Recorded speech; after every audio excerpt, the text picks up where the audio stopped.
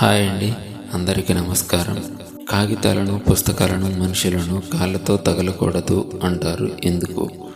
హిందువుల ఇళ్లలో చిన్నప్పటి నుంచి కాగితాలకి, పుస్తకాలకి మరియు మనుషులకి కాళ్ళను తగలనివ్వకూడదని నేర్పించబడుతుంది.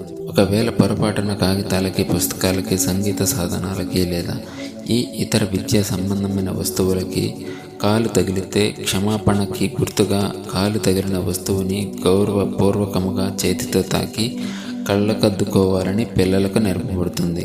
కాగితాలకు, మనుషులకు కాళ్ళు ఎందుకు తగలరాదు? భారతీయులకు జ్ఞానము పవిత్రము, దివ్యము అయినది. అందువలనే దానికి ఎల్లవేళలా గౌరవం ఇవ్వాలి. ఈ రోజుల్లో పాఠ్యాంశాలను ఆధ్యాత్మికము, ఐహికము అని విడదీస్తున్నాము. కానీ ప్రాచీన భారతదేశంలో ప్రతి విషయము శాస్త్ర సంబంధమైన లేక అధ్యాత్మ సంబంధమైనది అయినా సరే పవిత్రంగా పరిగణించి గురువుల చేత గురుకులాల్లో నేర్పించబడేది.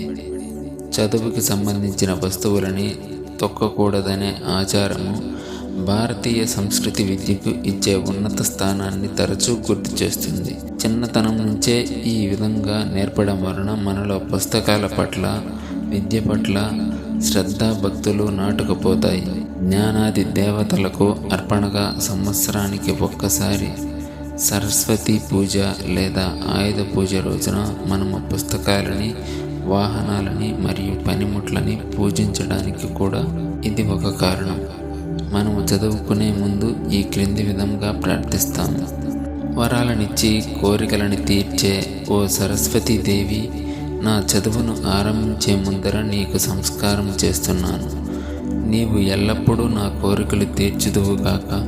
పిల్లలు పొరపాటున ఎవరికైనా కాళ్ళు తగిలినప్పుడు చాలా భయపడతారు. ఒకవేళ పొరపాటున తగిలితే క్షమాపణకై మనము ఆ వ్యక్తిని చేతితో తాకి వేళ్లను కళ్ళకు అద్దుకోవాలి. పెద్దవాళ్ళైనా చిన్నవాళ్ళైనా అజాగ్రత్తతో కాళ్ళతో తగిలితే వారు వెంటనే క్షమాపణ చెప్తారు. ఇతరులకి కాళ్ళు తాకడము చెడు నడవడికగా పరిగణింపబడుతుంది. ఎందుకు? మానవుడు ఈ భూమి మీద ప్రాణముతో భగవంతుని యొక్క చక్కటి ఆలయముగా పరిగణింపబడతాడు. అందువల్ల ఇతరులను పాదాలతో తాకడము అంటే వారిలో నున్న దివ్యత్వాన్ని అగౌరవపరచడం వంటిదే. అందుకే పొరపాటున తగిలినా కూడా వెంటనే భక్తి వినయములతో కూడిన క్షమాపణను చెప్పాలి.